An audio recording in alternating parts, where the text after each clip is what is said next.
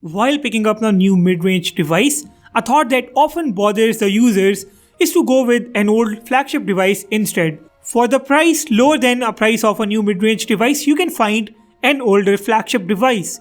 This can get a bit tricky at times, so today I decided to compare an old flagship device with a latest mid-range device. For this, I chose the Galaxy Note 9 from 2018 and the Samsung A72 from 2021. If you are watching my channel for the very first time, please subscribe to show your support. I create a lot of amazing content. The Note 9 was one of the most popular Note devices for several reasons. This device, at least in my hands, runs very well minus that cracked display. I have some really good memories with this device. This was the very first phone that appeared in my very first unboxing video. Let's compare its design to the A72 first. Mid-range devices have come a long way over the course of the past 2 years. Mid-range devices today look cooler, no outdated and old school feel. Old flagship devices might give you an old school feel because of their slightly old design, but at the same time, the build of old flagship phones, especially of the Note 9 in this case, is premium. A72, the premium mid-range from Samsung, still doesn't have a glass build and aluminium frame. The Note 9 in 2018 brought a glass build sandwiched inside an aluminium frame. Note 9 takes the leverage from glass build to add features like the wireless charging. Introduction of IP rating on the mid-range phones in 2021 has brought them one step closer to the old flagships. That is to say, both the A72 and the Note 9 are IP67 rated phones. Equally big screens on both sides in terms of overall technology, both screens are good. But the A72 has a more modern display, has 90Hz refresh rate too, and a better aspect ratio. The Note 9's display to me looks brighter at times, but it's a 60Hz screen and you wouldn't want this display design in 2021. But to be honest, it's not that bad. But wait, the Note 9 takes the lead when it comes to the resolution. We are talking about a Quad HD Plus screen here. Even if it's a 60Hz screen, the resolution makes the elements look richer on this one. And in case you don't know, the newest iPhones still use a 60Hz refresh rate on their screens. There is a clear difference in the display performance. The A72 has a more responsive screen with fluid animations because of its higher refresh rate. It's got the double tap to wake feature, but I would like to ask you guys if you would like a display with higher resolution or a display with modern look and a higher refresh rate. I'll wait for your answers in the comments. Well, in terms of the features in software, the 2018 flagship is still ahead. It's got features like the wireless text, its camera app is more powerful with a RAW feature in the Pro mode, video options of up to 4K at 60 frames per second. The Note 9 has a better haptic feedback engine and so on.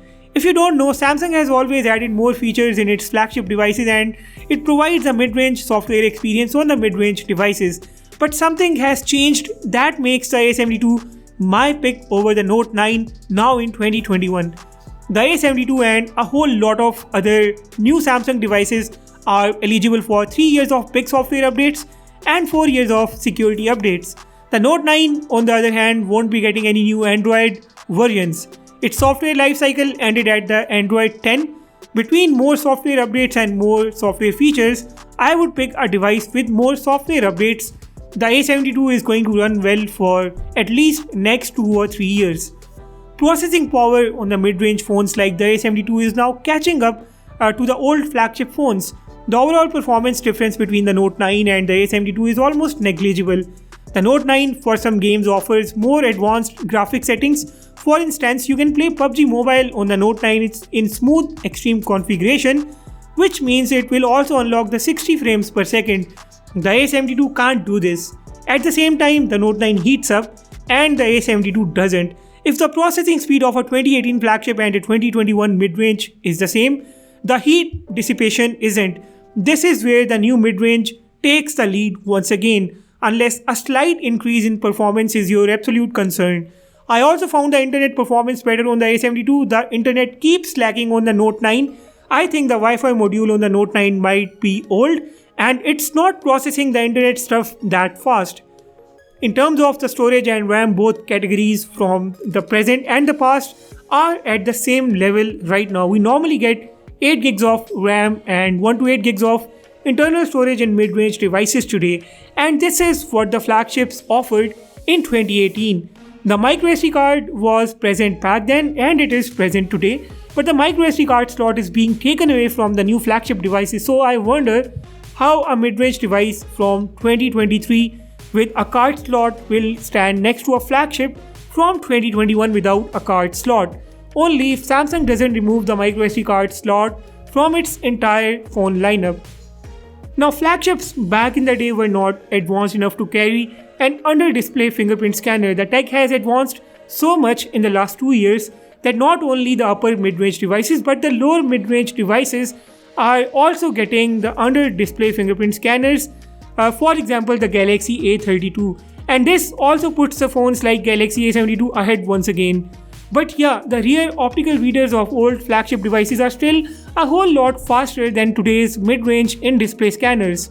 Speaker performance on both the phones remains the same. Dual stereo speakers had made their way to the flagship phones in 2018, and just this year we have the same speakers on the mid-range devices too, and luckily there is a headphone jack present on both the phones. Camera department is not so easy to take on. In terms of the number of cameras, the A72 is ahead. The Note 9 has a main camera and a telephoto camera. The A72 has a main ultra-wide telephoto and a macro camera. Back in the day, the pixel binning cameras were not a thing, so phones had cameras of 16 or 12 megapixels at max. Nowadays, Samsung flagships come with the top of the line 108 megapixels cameras, and mid-range phones come with up to 64 megapixels cameras. Even if we look at the photos side by side, today's mid-range phones easily beat the old flagship devices. The Note 9 doesn't live up to the expectations anymore. A72 produces more colorful, vibrant, well-saturated and well-detailed images.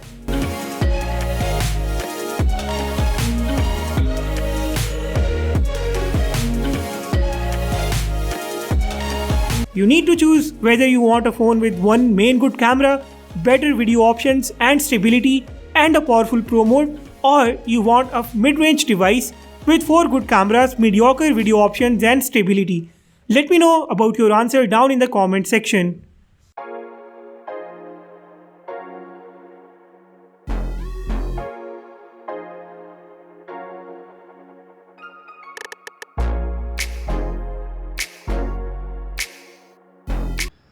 This is a front camera comparison between the A72 and the Note 9.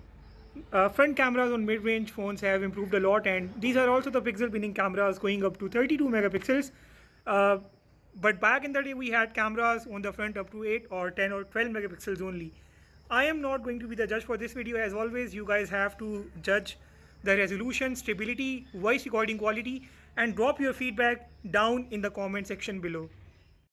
In the battery department, we have 2021's mid-range phones as clear winners. Be it the new Galaxy A52 or this new A72, both outperform the old flagship devices. They will even outperform the 2019's flagship devices. At first, the new phones come with a bigger 4500 or 5000 mAh batteries as compared to the 4000 or 4200 mAh batteries. The new phones also bring up to 25 watt fast charging support as compared to the 15 watt charging support back in the day. This is not just it. The old batteries tend to deprecate over time and their performance keeps dropping. And the software does not help those batteries either. The new phones with better software optimization tend to give a better battery output. And with this we reach the conclusion. In the end, I want to list a few points to ease this decision.